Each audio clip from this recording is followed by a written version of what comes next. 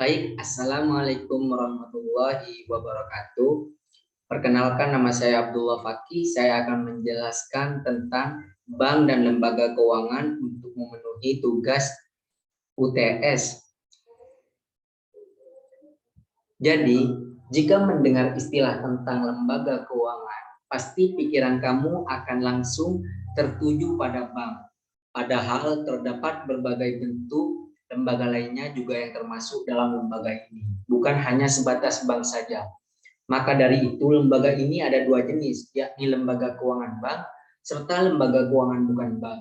Lembaga keuangan juga dapat diartikan sebagai institusi yang punya aset dalam bentuk keuangan dan berfungsi untuk menjalankan usaha di sektor jasa keuangan, baik itu sebagai pemberi dana untuk mendanai dana, keperluan konsumtif, atau sebagai layanan keuangan non-pendanaan. Sederhananya, lembaga ini dapat berupa badan penghimpun dana saja, badan penyaluran dana saja, ataupun kedua-duanya. Dengan menghimpun dana dari masyarakat serta menyalurkan dana tersebut untuk keperluan pembiayaan, dan badan usaha ini dapat memperoleh keuntungan berupa bunga atau persentase. Kemudian, jika kalian sudah paham tentang pengertian lembaga keuangan, mari pahami tentang fungsinya. Fungsi lembaga keuangan ini yang pertama adalah penghimpun dana. Lembaga keuangan mengeluarkan berbagai macam dokumen berharga seperti saham obligasi dan klaim keuangan lainnya. Dengan adanya fungsi ini, masyarakat dapat menyimpan dana mereka secara lebih aman serta minim risiko.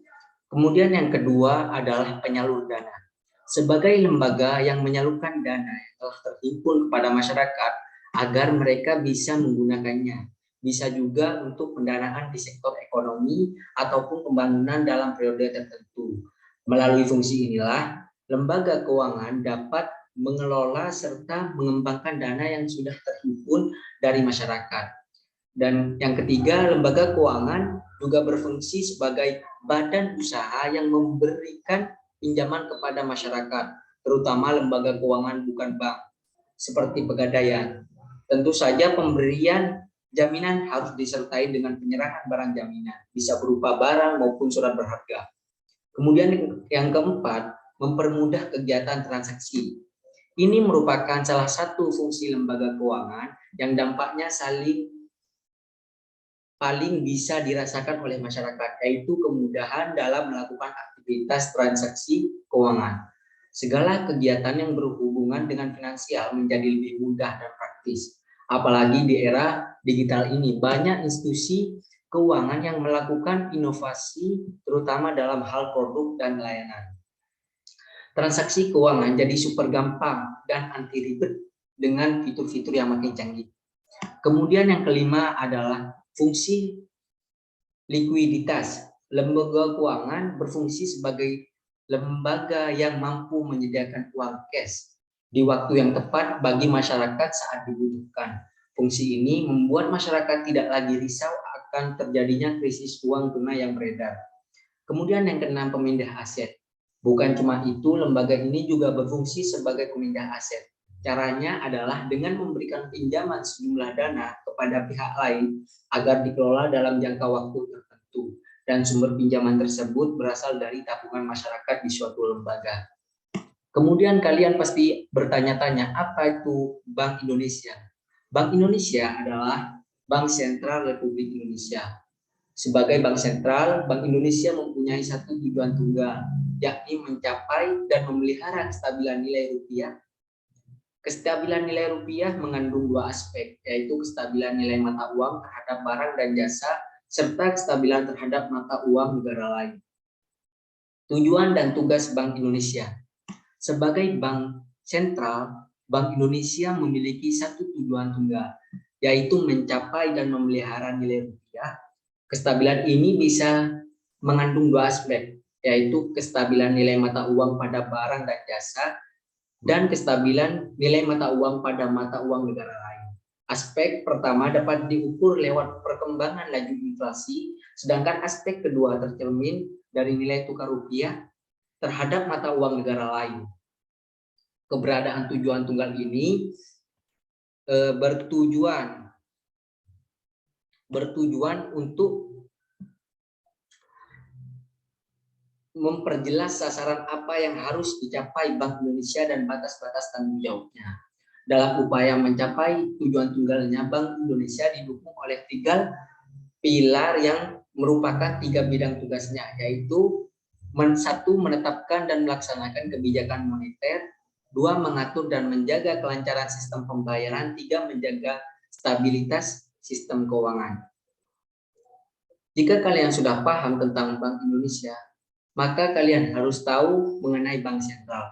Bank Sentral adalah lembaga yang bertanggung jawab untuk mengawasi sistem keuangan pada suatu negara. Biasanya lembaga ini dimiliki oleh pemerintah dan bertugas untuk menjamin kegiatan dari badan-badan keuangan yang ada dalam negara tersebut dan dapat menstabilkan perekonomian negara secara nasional. Kemudian fungsi Bank Sentral ini yaitu memperlancar lalu lintas pembayaran, kemudian sebagai bankir, agen, dan penasihat pemerintah, dan yang terakhir memelihara cadangan kas negara.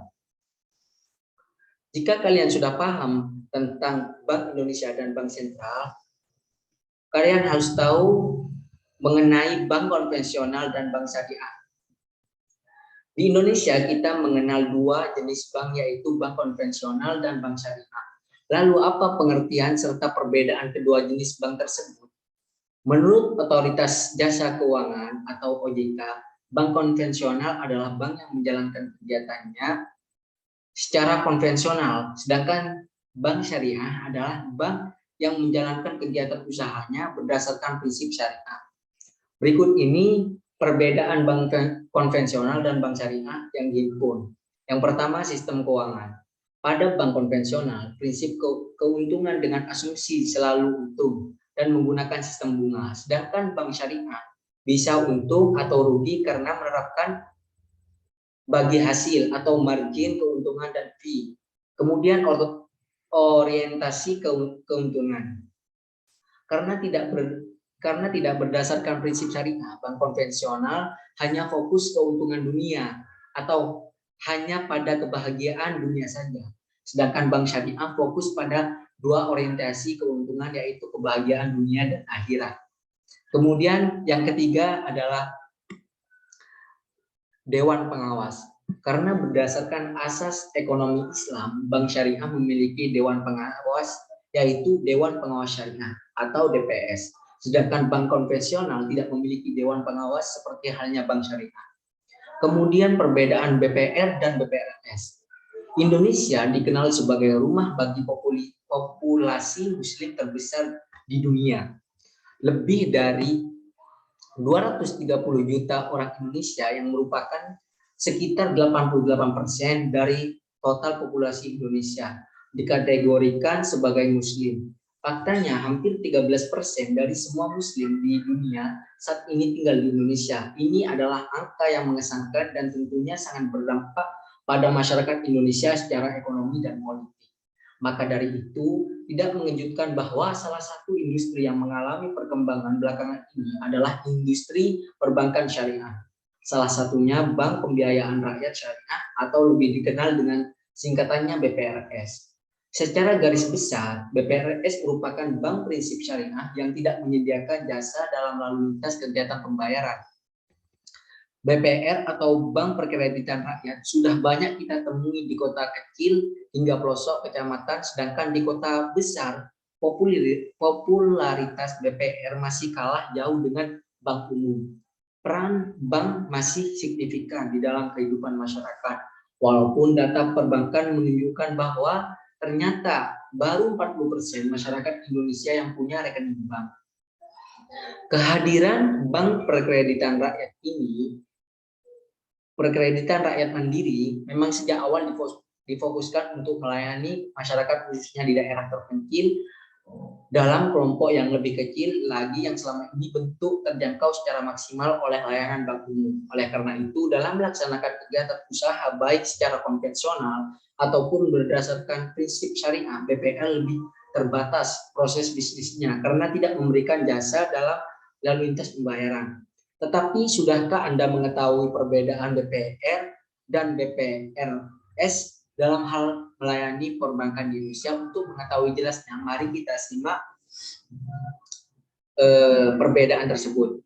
Yang pertama, sistem operasi BPR dan BPRS. BPR Syariah merupakan lembaga keuangan yang dijalankan berdasarkan nilai dan prinsip syariah, sedangkan BPR konvensional tidak memiliki sistem tersebut. Dan yang kedua, investasi BPR dan BPRS. Nasabah BPR boleh berinvestasi di semua usaha, namun hal tersebut tidak berlaku di BPR Syariah, di mana mengharuskan kegiatan usaha yang didanai tidak melanggar aturan dan kaidah syariah. Hukum yang berlaku di BPR dan BPRS, seluruh operasional BPR mengikuti hukum yang berlaku di Indonesia. Tapi berbeda dengan BPRS yang berlandaskan kekuatan hukum, berdasarkan kaidah syariah. Kemudian yang terakhir, sistem keuntungan BPR dan BPRS.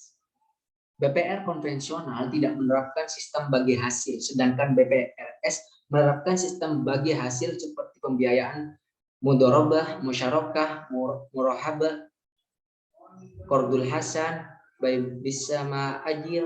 Dengan adanya BPR konvensional dan BPR syariah, masyarakat dapat memilih di mana di antara keduanya sesuai dengan kebutuhan masing-masing. Apabila tujuan bisnis Anda dapat memilih BPR konvensional, tetapi apabila Anda mencari pembiayaan berdasarkan sistem syariah, tentu BPRS adalah solusi untuk Anda. Demikianlah penjelasan yang bisa saya sampaikan. Dalam hal ini kita sudah membahas mengenai pengertian dan fungsi dalam melakukan tanggung jawab yang diberikan oleh negara. Memahami bank dan lembaga keuangan sangat penting agar pengetahuan dan wawasan kamu terkait bank dan lembaga keuangan dapat meningkat, terutama jika kamu mempelajari ekonomi dan perbankan atau bekerja di bidang yang berhubungan dengan jasa keuangan. Terima kasih, ini yang bisa saya sampaikan. Kurang lebihnya mohon maaf. Wassalamualaikum warahmatullahi wabarakatuh.